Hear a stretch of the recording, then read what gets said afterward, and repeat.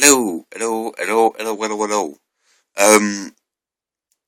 Yeah, so we mean to upload this video really. Okay, I haven't even really done it. I've obviously now done it.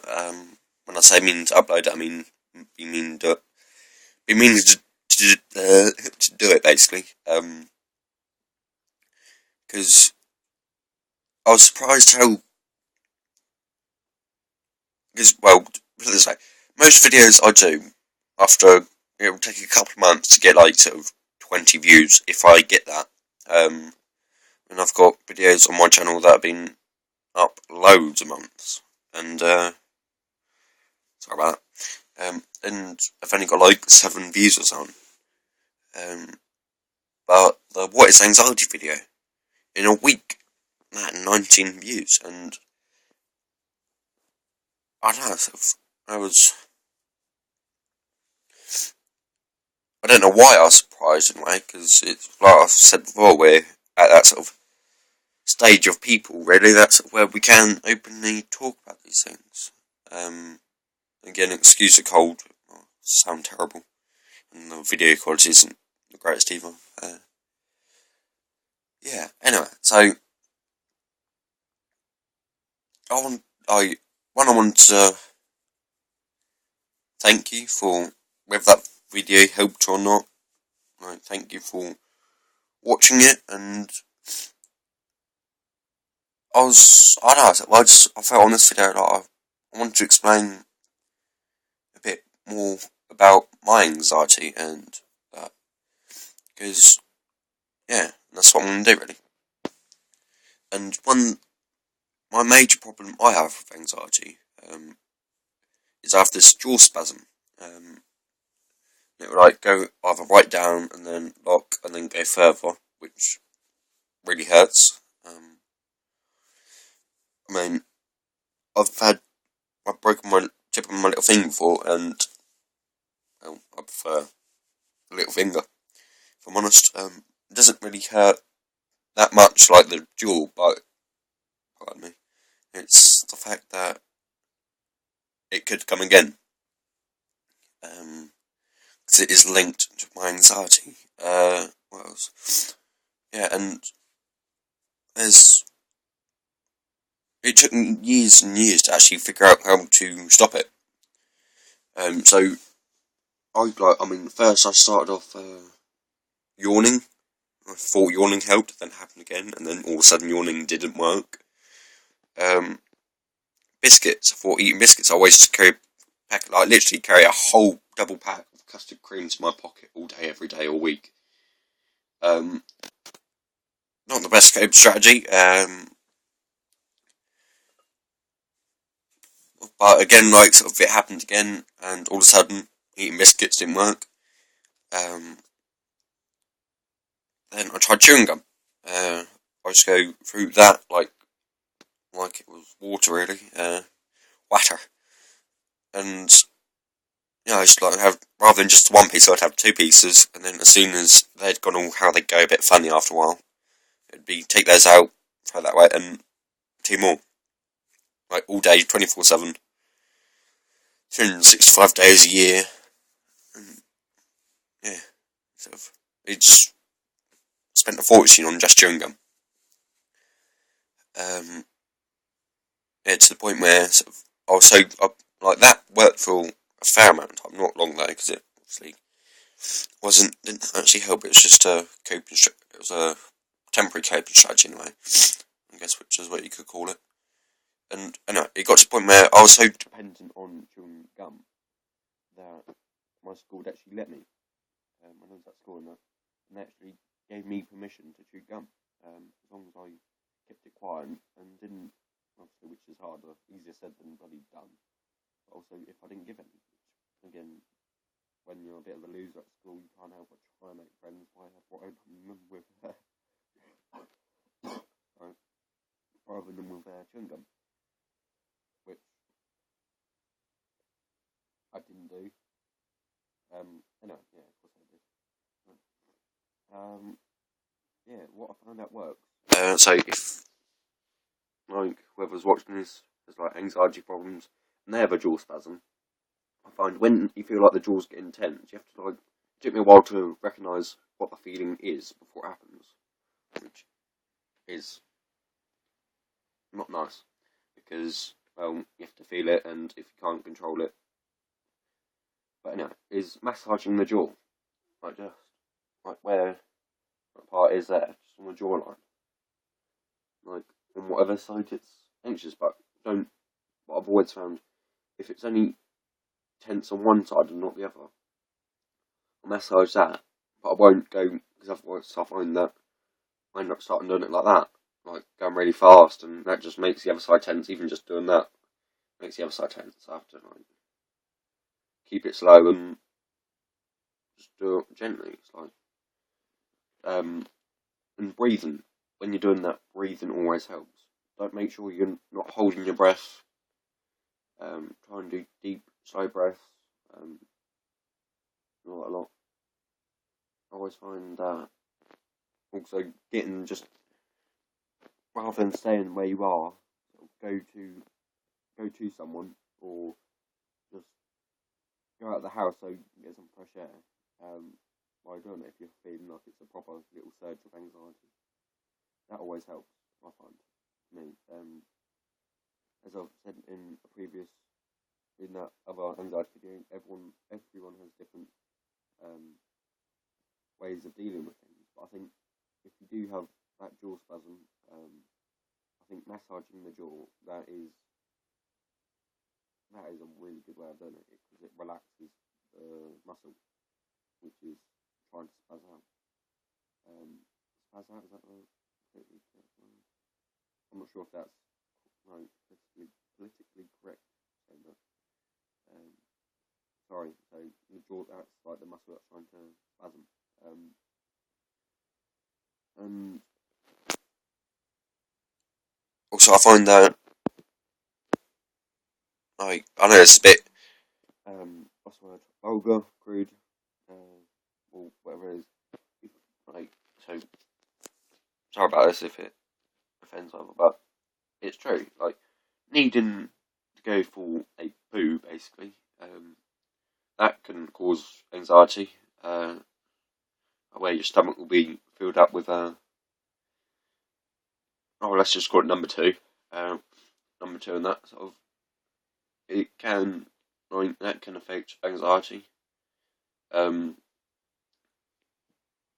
one which I'm sort of quite familiar with is sleeping. Lack of sleep can do it. But yeah, okay, sort of, especially when I first started suffering from anxiety, I'd sleep and I'd have panic attacks in my sleep, and they'd actually wake me up. But as you learn to build up these like coping strategies, because one thing you have to do is keep positive, and you have to find that strategy that works for you. I'm not saying like the whole rubbing the jaw won't work for you or anything like that. I don't think that at all. That could work. And yeah, sort of, I won't even say sort of if it doesn't work, sort of just do it until it doesn't, because it does work. I know sort of I just said about different people having different coping strategies, but it's massaging the jaw, it's relaxing the muscle. I got told by several people to do that when, like, before I end up mentioning that, that's what I actually do. And yeah, but anyway, so, but yeah, what I was trying to get at there, I wasn't really sort of telling how to do it. I was more trying to get it so there's no negative thought in there. When you're doing it, sort of thinking, will it work, will it, or won't it, and getting you to think it will work, because, well, it will. It's just relax and enjoy it. So. Well, I mentioned about breathing, and it is a lot easier said than done. Like people will So I just got to move because I'm uncomfy. Like, people say, like, breathe slowly in all that lot. And I don't know, I think, if anything, although I think that's more of a guideline. I don't think, okay, yeah, that does help when you do that.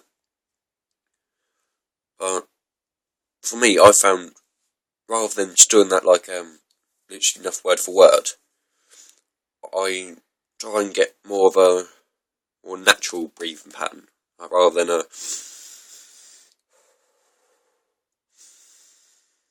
like, I'll just try and slow my breath down, like where you'll be like, not sure if you can hear it, but sort of like a shallow breathing. If you start suffering from anxiety and you're about to have a panic attack and that, I don't do shallow breathing, but I find if you just do like breathing, like sort of just slow your breathing down. If you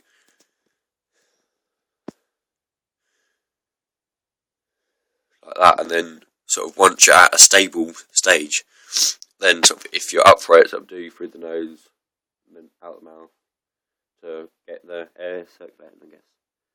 But so I always found that if I done the whole through the nose and out the mouth, it didn't help, or not as much. But I found if I slowed my breathing down to steady and like an even intake to the outtake of like oxygen and like carbon dioxide and that, and that if I like slow it down and then make it a steady breathing, I could then find that sort of then in through the nose and out through the mouth actually help. Like get my mind realising there's nothing wrong. And I don't know, sort of what else really to say. Sort of, it's just mainly finding that one that helps, or those the little few things that help you. Really, it can just be one. It can be a few things. It can be loads of things. I don't know. But I recommend that breathing, like 100% on that one. Rather than just when having a panic attack, I would recommend, okay, you can breathe through your nose and out your mouth to steady it. Doesn't matter really how you steady it, but I always found that like I said, sort of, I always found like whether you just steady it through your mouth and like breathe it in and out your mouth, or if you breathe in your nose and out your mouth, or even the other way around, I don't know. I don't think it really matters how you steady your breath, but you have to steady it. That's what I meant by it. That's why I think the whole when people say just, because they never really explain it, they just say sort of breathe in through your nose and out through your mouth and like that. But they never really say. They just say so it can like circulate and like keep. I guess in a way they do say it, but they don't say it. If that makes sense. So it doesn't really. But I think you know what I mean. But I think what they're trying to say is that you have to. It's not just about the breathing. It's you think like if you do that, like breathe the nose, it will help calm it, and it's not. It's not necessarily that help calm it. Is that it's more of a. I guess it's more of a technique to calm your breathing. If that makes sense. Not the anxiety. I mean, you can't control the anxiety if you're breathing like a dog on heat, really. Oh, the reason I say that is because one of my mum's dogs. Well, I ain't even going to go into that. It's just plain disgusting. Maybe another time. And so yeah, I know I've kind of repeated a lot on this video. Hope it helps.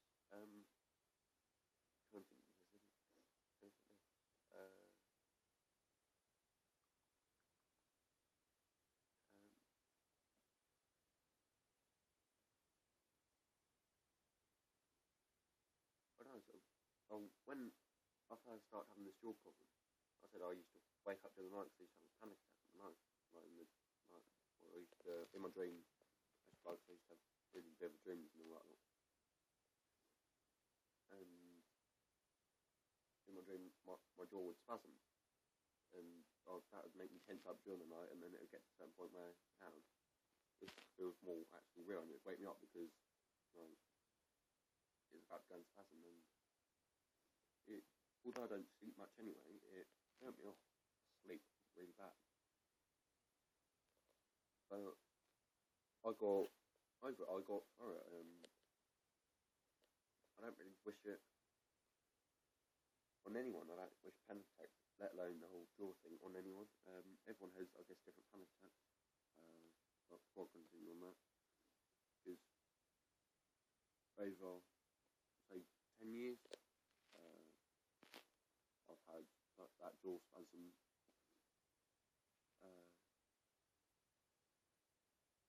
between 5 and 8 times. And I'd say 5 of them, or 4 or 5 of them, was when I couldn't control it. Not really controlled, but calm it. So it'd probably lock up, and it started off for me. I'd be smiling. The first time it happened, I was smiling on one side. I was like having a laugh and that. Before I even knew about anxiety, and I never registered what it was, and never heard of it before because I never really suffered from it. Then one day, like I remember exactly. I was just sitting around, we were all laughing. That was my stepbrother and a few of his mates, and we were just like playing games and that in the living room. And we were laughing, and then after one sort of like episode of laughter, I just started smiling one time. I thought, I didn't really take much notice of it, and then ended up saying to my mum, like he walked through and that, I said, I can't stop smiling on one side. And she didn't think much of it, and then sort of my jaw started going haywire. Yeah, sort of it. I think already done now because it's getting anxious from the thought of thinking of it. But yeah, sort of what I was going to say. Yeah, everyone has different, like, I think, panic attacks. I mean, some people will faint, others will probably, like, sort of, I think some people even go into a fit. Like, people, I guess, like me, that sort of, they have jaw problems. I don't know, there's all sorts, but I think they all help. All the little techniques, especially art breathing and that, they help. I guess all of them.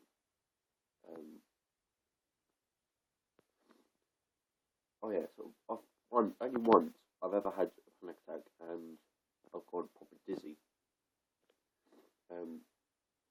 Usually when I have a panic attack, I'm like straight onto the phone or with someone anyway.